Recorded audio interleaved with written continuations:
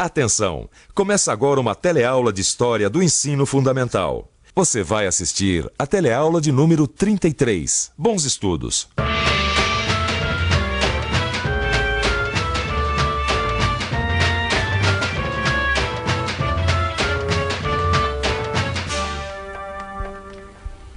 Bossa Nova, Cinema Novo, Nova Cap, Velha Cap, JK, Miss Universo, Chanchada, Brotinho.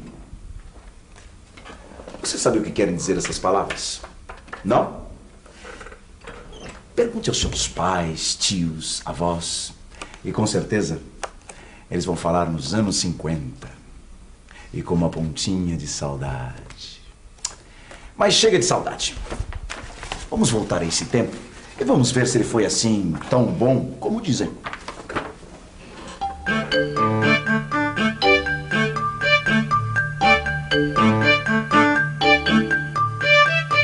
Estamos em 1956.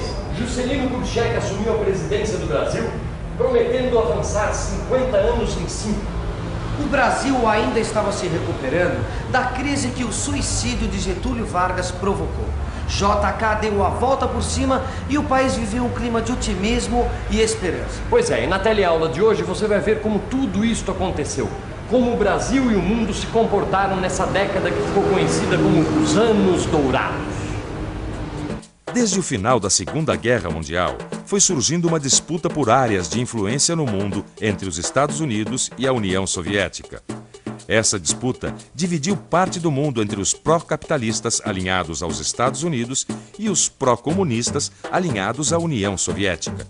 Durante a Guerra Fria, não houve enfrentamento direto entre essas duas potências líderes, e sim conflitos localizados nas áreas em disputa. No plano das ideias e da propaganda, a guerra travada foi ainda mais evidente. Vicente, me diz uma coisa. Se na década de 50 existiam dois mundos, o capitalista e o socialista, como é que fica essa história que a gente sempre vê no jornal do Brasil fazer parte do terceiro mundo? O termo terceiro mundo surge a partir da Conferência de Bandung, na Indonésia, em 1955. Nessa conferência, se reuniram representantes de países que não desejavam se alinhar diretamente aos Estados Unidos e à União Soviética e procuravam construir uma alternativa independente no quadro da Guerra Fria. No entanto, os países do chamado Terceiro Mundo eram também, em sua maioria, países em desenvolvimento. Por muito tempo, esta expressão ficou associada aos países mais pobres. Hoje em dia, o termo Terceiro Mundo não é mais utilizado. JK trouxe estabilidade política, crescimento econômico e muitos problemas. Se nós voltarmos um pouco, nós vamos ver que, apesar dos problemas, JK conseguiu passar otimismo e euforia para a população. Isso partiu do lema 50 anos em 5. Vicente, Juscelino Kubitschek assumiu, tá certo? Foi. Agora, eu não sei o que ele vai conseguir fazer não, viu? Porque acho que o povo ainda está muito preocupado com o suicídio do Getúlio Vargas, hein? E além do mais, a UDN e uma parte dos militares fizeram de tudo para que ele não tomasse posse. Estão até dizendo por aí que ele foi apoiado por comunistas, que é getulista, entendeu? Mas eu boto fé no mineiro, viu, Gil? Ele sabe negociar. Pois vai ter que saber negociar muito bem, porque veja bem, olha, os empresários dizem que o Estado interfere demais na economia. Os operários fazem greve por causa da caristia. Os militares estão em crise. E além do mais, tem a UDN que faz aquela oposição ferrada. Como é que o Juscelino vai conseguir agradar todo mundo? Para contentar todo mundo, o JK aplicou sua política desenvolvimentista em várias frentes. Abriu o país para o capital externo, trazendo novos produtos para o mercado. Incentivou a criação de novas indústrias. Melhorou os serviços urbanos. As Forças Armadas receberam mais recursos financeiros e puderam melhorar seu arsenal de armamentos, transportes e comunicação. Viu só, Gil? E depois tem o jogo de cintura do JK. Ele colocou oficiais das Forças Armadas em posições importantes no Executivo. Sim, mas mesmo assim, tem alguns militares que participaram de tentativa de golpe, hein? Sim, mas foram pegos, anistiados e nem sequer perderam as promoções. Até a esquerda está sendo bem tratada nesse governo. Apesar do Partido Comunista estar na ilegalidade, não existe perseguição. Tá, mas o que você me diz da oposição? A oposição ele controla com atitude conciliadora, pacífica. E depois tem outra, hein? Com a aliança do PSD, que é o partido do Juscelino, com o PTB, o Executivo tem maioria no Congresso. Assim ele pode aprovar os projetos e botar em prática o plano de metas. Quer dizer que você acha que o Mineirinho tá com a faca e o queijo na mão? Mas ele não tá? Claro que tá, pois ele não tem até administração paralela também? A administração paralela era feita por um conjunto de órgãos ligados diretamente ao poder executivo, o presidente. Os economistas e técnicos faziam um planejamento. O Congresso aprovava, isto é, liberava o dinheiro para o planejamento. E o executivo então fazia aquilo que tinha que fazer, executava. Me dê um exemplo do que o executivo executou, Vicente. Eu não preciso nem pensar. Brasília, rapaz, Brasília. Você sabe como o presidente Juscelino tomou a decisão de mudar a capital do Brasil?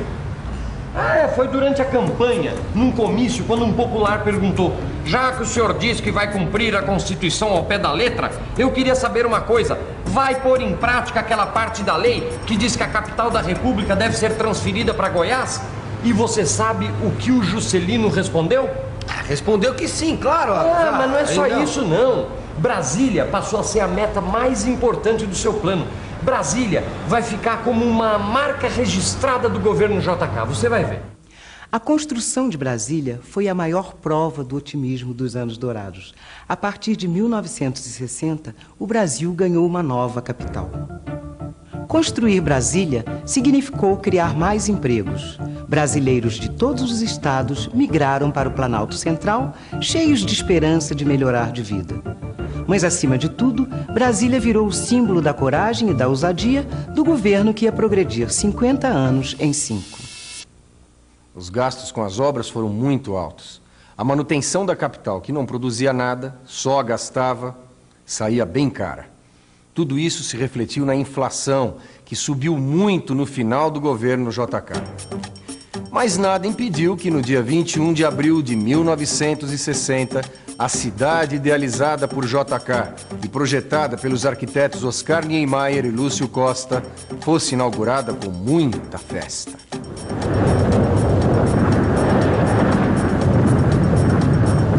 Vicente, francamente, todos esses anos dourados só porque um presidente resolveu trocar de capital? Claro que não, né, Gil?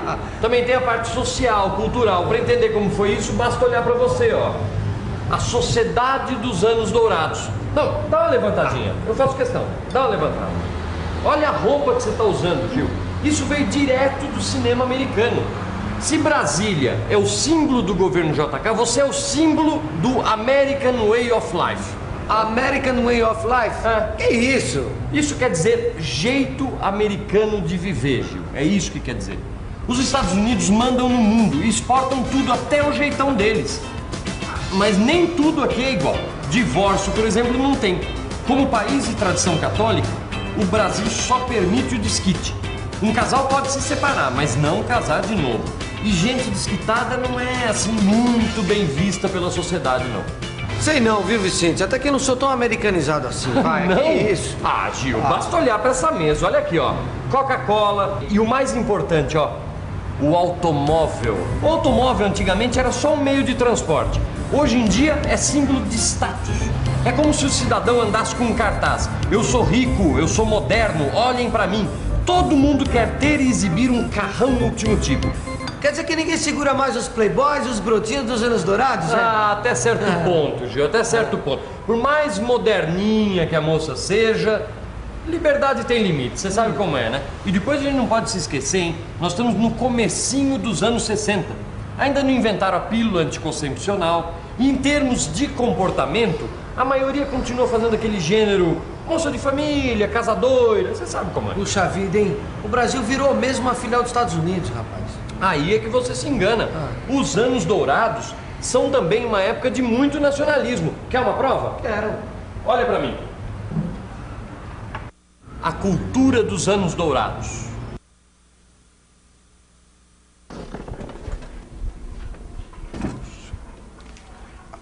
O clima de liberdade e mudanças se refletiu na arte brasileira. Na música, surgiu a bossa nova. A batida da bossa, uma mistura de samba, jazz e música clássica, revelou ao mundo grandes nomes da música brasileira. Tom Jobim, Vinícius de Moraes, João Gilberto, Nara Leão. A música foi ao teatro através de shows e musicais. Gianfrancesco Guarnieri escreveu e estrelou a peça Eles Não Usam Black Tie no Teatro de Arena, em São Paulo. O cinema nacional ia de vento em popa nos anos dourados. O diretor Anselmo Duarte ganhou a Palma de Ouro no Festival de Cannes em 1962, com o filme O Pagador de Promessas. E as chanchadas da Atlântida lotavam os cinemas com fãs da dupla Oscarito e Grande Otelo. O povo brasileiro anda se divertindo mesmo. É na televisão, é no cinema. Um novo sucesso desse comediante, o Chico Anísio. Se você não sabe, o Chico Anísio estreou na TV em 1960. Agora, eu te digo uma outra coisa. O povo não anda só rindo, não. Anda pensando também. Porque nessa mesma época surgiu um movimento no Brasil chamado Cinema Novo. Ó.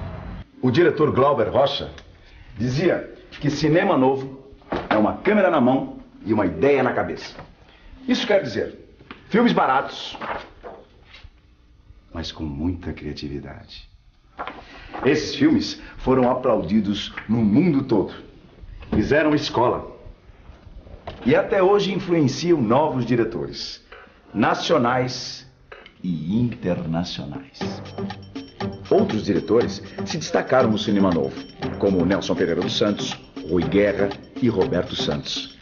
Todos esses filmes tinham temas sociais e políticos.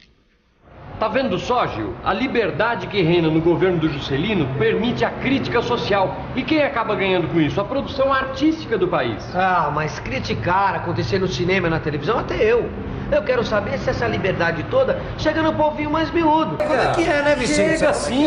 O Brasil nunca ferveu tanto com ideias de revolução, de mudança. O Brasil realmente fervia. Jovens da União Nacional dos Estudantes, a UNE, fundaram os Centros Populares de Cultura, conhecidos como CPCs. Esses centros reuniam estudantes, intelectuais e artistas. O objetivo era levar cultura e conscientização política aos trabalhadores. O instrumento era a arte. Bom, com tudo isso só faltava a gente ganhar a Copa do Mundo. E sabe que nem isso faltou. É verdade, os anos dourados foram muito bons para o esporte e a beleza também. Em 1958, o Brasil ganha a sua primeira Copa do Mundo de futebol. A tenista Maria Esther Bueno vence o campeonato de Wimbledon na Inglaterra em 1957. Éder Joffre ganha o título de campeão mundial de boxe em 1960 na categoria peso galo. E a gaúcha Ieda Maria Vargas é eleita Miss Universo em 1963. E aí, Gil? Convencido de que estamos em plenos anos dourados? Quer saber de uma coisa, Vicente? Isso aqui tá bom demais, mas tudo que é bom dura pouco, como diz o velho ditado, né? Não durou muito, não. A política desenvolvimentista resolveu alguns problemas, adiou outros e ainda criou problemas novos. A concentração de renda aumentou na região sudeste. Quem era rico ficou mais rico, às custas das regiões mais pobres. A inflação começava então a sair de controle e Brasília continuava sendo um símbolo do Brasil. O outro lado da modernidade de Brasília eram as cidades satélites. Os trabalhadores que tinham construído a nova CAP não tinham condições econômicas de morar lá. No fim do governo JK, voltaram a explodir crises. As manifestações de trabalhadores e estudantes no campo e na cidade assustaram os políticos conservadores. Eles achavam que só os militares poderiam manter a ordem. A campanha para eleger o sucessor de JK ao Palácio do Planalto trocou o otimismo pelo moralismo. Jânio Quadros surgiu como candidato que iria acabar com a bagunça no país. E atenção, se liga aí que é hora da revisão. Nos anos 50, o mundo estava dividido entre os países capitalistas e os socialistas. O presidente Juscelino Kubitschek fez uma política de conciliação e liberdade para conseguir seu objetivo: progredir 50 anos em 5. O momento democrático vivido pelo país assustou os conservadores e os militares. eles temiam pela estabilidade do país. O clima de modernização que envolvia o mundo chegou ao Brasil através de novos costumes e um período fértil para a cultura e para as artes. Nas próximas aulas, você vai ver como os anos dourados levaram o país à radicalização dos anos 60. Até lá, pense um pouco mais nos anos dourados. Você vai ver que muitas coisas que começaram ali continuam importantes até hoje. Que tal verificar isso? No seu livro, na conversa com os amigos? Até a próxima!